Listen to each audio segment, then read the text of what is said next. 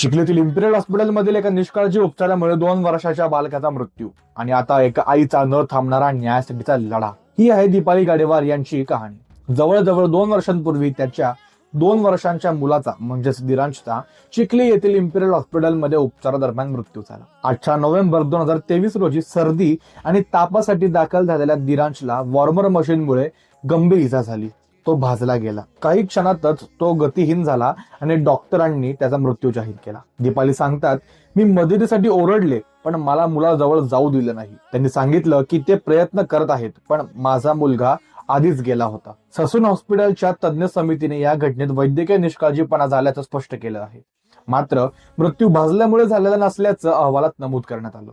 दीपाली या निष्कर्षाला फेटाळून विचारतात, जर भाजल्याने मृत्यू झाला नाही तर मग माझ्या मुलाला कोणी मारलं? या प्रकरणात 3 डॉक्टर आणि 2 परिचिकांवर गुन्हा दाखल करण्यात आला आहे, पण सर्वांना लवकरच जामीन मिळाला. दीपालीचा आरोप आहे की पोलिसांनी तपासात छेडछाड केली आणि काहींची नावं आरोपपत्रातून वगळली.